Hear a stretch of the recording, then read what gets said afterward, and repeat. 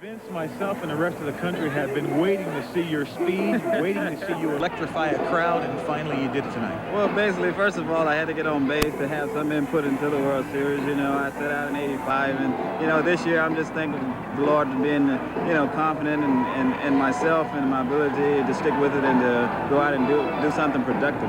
Put any more pressure on yourself when you know you don't have the big guns in the lineup like Pendleton and Clark? You try to do a little bit more?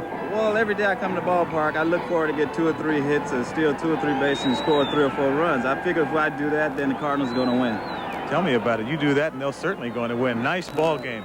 Whitey Herzog, does it put any more pressure on your pitching staff when your offense has been playing like it has the last couple of months, not scoring a lot of runs? Yeah, Reggie. Without Jack and Terry in the lineup, we've lost a lot of offense. And, you know, as you know, our top 3 haven't really been hitting. Vince got a big one for us tonight, but our pitchers know they have to go out there and pitch a low-run ball game. Tudor did the job tonight. We're all closed it out, but we got to get another good one tomorrow night. You're back in your home ballpark right now. You've got your fans. You've got the people that are pulling for you all the time. Better ball club here? Well, that's going to help us, but now we got to hope that Matthews goes out tomorrow night, Reg, and keeps us in the ball game, gives us a chance to win. And tonight, I didn't know we were going to get a run. I worry about that every night, and we just got to keep scratching and do the best we can. Nothing's easy in this game, is it? Nothing's easy, I'll tell you that. Thank you very much, Whitey. Let's go back to Al Michaels. Okay, thank you. Thank you, Reggie. And Busch Stadium emptying out. Happy throng of more than 55,000 looking on as the Cardinals win it by a score of 3-1. Game 3 of the 1987 World Series has been produced by Kurt Gowdy Jr., directed by Craig Janoff. Technical directors Mike Blazo and Rich Gilber. Associate directors Rob Cowan and Earl Fryman. Assistants to the producer Bruce Clark, Mike Cohn and Nancy Stern. Technical manager Jerry Bobby and unit managers Chuck Mertz and Peter Grimm. Telecommunications Mike Farrell and Margaret Beauvais. Research and information Steve Hurt and our statistician Alan Roth. Now this is Al Michaels for Jim Palmer and Tim McCarver saying good night from St. Louis, where the Cardinals win it 3-1. And the Twins lead the series 2-1. Join us tomorrow night, Game 4 of the 1987 World Series, 8 Eastern Time. Frank Viola for Minnesota now, and not Joe Niekro, and Greg Matthews working for the Cardinals. Game 3 of the 1987 World Series has been brought to you by Chevrolet, the official car and truck for Major League Baseball. By Stroh's and Stroh Light. Now you're talking good times, and Stroh's is spoken here. By Delta Faucet, designs that last. And by AT&T, the right choice. Stay tuned for your local news, and then tonight on ABC News Nightline with Ted Koppel, you'll be able to call in with questions concerning the frenzy in the world stock markets. This has been a presentation of ABC Sports, recognized around the world as the leader in sports television. It's tremendous from these Cardinal fans, but don't be sad because we may be a little bit down, but we're not out by a long shot. We're going to have live coverage from here at Busch Stadium in St. Louis coming up next. All right, Ruth, we're going to tell you how we try to cheer the Twins on back here in Minnesota, and we'll explain how stock market turmoil is helping a local store under attack from a dart. We'll begin a special assignment soon. Are we ready to throw in the Homer Hankies? No way. No way. Absolutely not. This is a time when our Twins need our support more than ever. I'm behind them 100%, and so is all of Minnesota. Yeah. You betcha. Let's Tell it to those people. Yeah, these are the fans down here, the Cardinal fans. Let's go into Busch Stadium right now where Mark Curtis is on the field waiting to give us some reaction in there. Mark? Ruth, thanks very much. You know, Mike Smithson, I think this was a typical Cardinals victory. 3-1, they dink you, and then all of a sudden they take the lead. Can Tom Kelly, do you think, be second-guessed for not pulling Berenguer in time? Well, you know, you hate to second-guess Tom Kelly. He's made all the right moves all year. I'm sure he had some idea in his mind what he wanted to do. You could always second-guess, say, he could bring in a left-hander and get Terry Pendleton out of the game and make him bring in the right-hander and probably make him sacrifice bunt. But like I said, Tom Kelly's made all the right moves. Okay, we're looking at the game-winning RBI by Coleman. When he came around, that's a ball that normally doesn't get by Gary Gaetti. Well, they don't, and I'm sure, if I'm not mistaken, it was a 0-2 pitch. And it looked like Juan was trying to really bury the ball inside. He inside-outed swing, and there's really nothing you can do in that situation. I'm sure they had Gaetti playing off the line a little bit to guard the hole between short and third, and he tried to make the pitch in, and you got to give Coleman a lot of credit. He had a pretty good pitch. Yeah, we're not trying to pin anything on Tom Kelly, but it was obvious to me that Berenguer didn't have his stuff going. It would have been very easy to go to Dan Schatzeder earlier. We'll talk about that in just a second, but right now let's go up to Rob Lear, who's standing by with Gary Gaetti. We certainly are, and Gary, the mood in the clubhouse. World Series losses harder to take than perhaps any of the other losses this season? No. The guys are all right. They just came back and beat us, that's all. Wasn't like we gave the game away. We just know we're going to come back tomorrow and do better. I ain't no doubt about that. It took us a while to get used to the surroundings and in game situations. How about Tudor? Tudor was good tonight. He was real good. We hadn't faced him in so long. I forgot really what he had.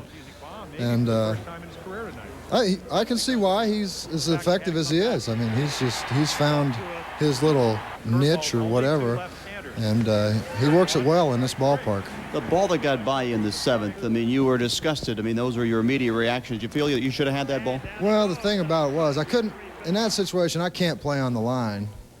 But I thought to myself, he's not getting around on the ball, and then to hit one right down the line where I could have maybe been over, it just irritated me. I can't give him that much of the shortstop side of the field, but he hadn't made any contact, and I didn't know where he was going to hit the ball, and I can't give him that much of the field. But watching him swing, I probably should have been over farther because he wasn't even close.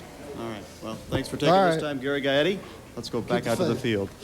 Thanks very much, Rob. It'll be interesting to see how they react to this. In Detroit, you lose on a home run late in the game after coming back from a 5-run deficit. They were psyched about that. They saw good things in coming back from that 5-run deficit, even though they lost. Tonight, they lose a game where they were leading it. Which is tougher to come back from? Well, I don't think either one of these games is going to bother them very much. I thought it was a very good ball game, and you got to be very impressed with the way Les Straker handled himself tonight. We talked about in the pregame show how Whitey was setting up the umpires for the balk. The umpires called the balk early in the game, and it seemed like Les really dug deep inside, and he got himself together, and he pitched a great ball game. The way he pitched tonight, nobody in that clubhouse can be disappointed. This was a typical Cardinal game. They got a couple runners on, and they got the big base hit when they needed it, something they didn't do in a dome. So I don't think the Twins have anything to be ashamed of. It was a very good ball game. A good ball game, a typical win for the Cardinals, as you say. Let's go up to Rob Lear now, who's standing by with Dan Schatzeder. Dan, lot being made about when exactly the call came your way. Were you not ready to go, or was the plan all along to go with Berenguer and then have him set you up? Well, I'm just doing what I'm told down there. The phone rang, and it was for Wani first, and then it rang about a half minute later for me. And Wani's been going in that situation all year, so I didn't expect any differently today. He's been doing a great job, and we've been going to Juan first and then Jeff after he does the job. So I was there in case he got in trouble, but unfortunately they got the big hit, and it was a little bit too late. You surprised with the pinch hitter Pendleton coming up, having to bat from the left side, that the call didn't come at that time? Well, not really. He's a pretty good hitter either way. He's gotten his share of hits off me over the years. He's a tough hitter either way, and that's what's so tough about the Cardinals. And if Juan's on, it doesn't matter who he's facing, left-hander or right-hander. TK's been going to him, and he's been doing a great job. So there's no second guessing involved. All right, Dan Schatzeder, thanks for taking this time. Mark Curtis? Thanks very much, Rob. Mike, you talk about an impressive performance by Les Straker. One of the things that impressed me, this guy's got to be a stud. He was out here in shirt sleeves tonight. I think Les, the reason some pitchers don't wear sleeves is they feel like they can't get loose. Now, I can remember when I was in A-ball, we played in about 100-degree weather, and I went out one time without a shirt on, and the other team heckled me, said, look how skinny his arms are. So I always wear sleeves, but some pitchers just don't like to wear sleeves. They feel like they can't get loose. And right away, you begin to think about that series in Detroit when the Twins lost Game 3 and came back with Viola the next day. Well, it seems like the pattern's fixing to continue here. Like I said, the Twins played a very good game today, but so did the Cardinals. Viola's going to be ready to pitch tomorrow. I like her chances. Okay, Mike, thanks very much. Let's go upstairs to Stan and Ruth.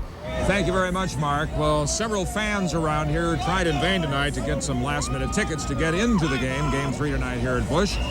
Mike Binkley actually found out that police are cracking down on scalpers there in St. Louis, but he found out in some cases that persistence paid off. Tickets have been just about as hard to come by outside Busch Stadium as they were at the Metrodome. This guy from Dallas settled for a binoculars view outside the gate.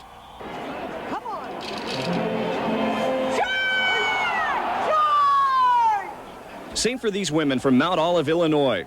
I can't get in, but I can stand out here and say I have been at the World Series. I tried to get in here. They won't let me. You tried to sneak in through the gate? Yep. We were listening to another sob story from this woman who tried for 3 hours and was headed home. But then her husband came back with standing room tickets, cheap. They're $10 a piece. I paid $10 for both of them. Somebody must have been desperate out there. They were. $10 a piece. Quite a few baseball fans stayed outside the stadium during the game, but then there was someone else who couldn't care less about baseball. He was here to look at all the satellite trucks. I just love radio and TV. I've loved radio and TV all my life. They had pictures of me when I was 3 years old holding extension cards. He's collected 5,000 media business cards, several here tonight. And here was one man who went home happy no matter who won. Outside Busch Stadium, Mike Binkley for the Eyewitness News Update. Yeah, that's why we're here, Mike, to look at the satellite trucks. I feel like we're definitely in enemy camp. We have Cardinal fans all around us, hooting and yelling up to us here on top of this truck. Right. I tell you what, we have a lot more to tell you about the game. We're going to come back in just a minute here to St. Louis. Oh, I think that they're all right. You know why? Because they are pros. They have a professional attitude. They're in for the long haul. Let's go down to Rob Lear on the field, who's with Tim Laudner right now. Rob? Ruth, the Twins extremely upbeat. They said all along this was going to be the kind of series that the best team was going to win. It was going to be a long series. Tim Laudner, Steve Lombardozzi. What is the mood like? No, we're fine. We lost a tough game tonight. They're a good ball club. A loss is a loss. We're not going to dwell on it. We're going to come back tomorrow and be ready to play. Steve, the ball that gets by Gary in the seventh, is that the whole turning point of this baseball game, or do you think perhaps the guys that your bats were silent along the way, that was the difference? Well, probably a combination of both. You can't fault anyone. He just threaded the needle down the line there for a base hit, and of course they got 2 runs on it. But we should have provided Lester with a little more offense tonight, and we weren't able to do it. Striker certainly pitched brilliantly. Tim, let's talk a bit about what Les had going for him out there. Well, he mixed them up. For the most part, he stayed ahead of the hitters. When he did get behind, he didn't give in to them. He didn't, just start laying it in there. He kept mixing them up, and I think that was the key to his success tonight. Now the series 2-1, and Steve, what does this do for the Twins now? Is this the pressure game as we look now at a Game 4? Well, we're now in the same situation we were in Detroit, but we just we don't look at it any differently. We just the same old thing, one day at a time. Don't get too high, don't get too low, and that's the way we'll enter tomorrow's game. Thanks, guys, for taking this time. Thank you, Rob. Stan and Ruth, the mood is upbeat in this Twins locker room. They're down, they lose tonight, but they're certainly confident about their ability, or they wouldn't have come this far. Rob, That's right. Thank you. Let me assure you the mood out here in the parking lot is extremely upbeat. These are Cardinal fans. You can't see them, but you can see them behind us here. They look up at us here thinking they're not sure where we're from. We have a van here with Missouri plates on it. I think that's just as well right now. Yeah, you know what? We're sorry that all of you couldn't be here tonight to watch this game. Of course, you were watching it on TV. Let's go back to the studio now where Mark and Angela were watching it on TV too and see what was happening there. Mark and Angela? Exactly, Ruth. And as you found out today, whether it be Homer Hankies, the Dome, Twins fans, they're all fighting words for Cardinal fans who badmouth anything not wearing red since their team got blown out in Minnesota. So tonight, we went center ring to the main event bar. Where better to do battle in this war of words between World Series fans?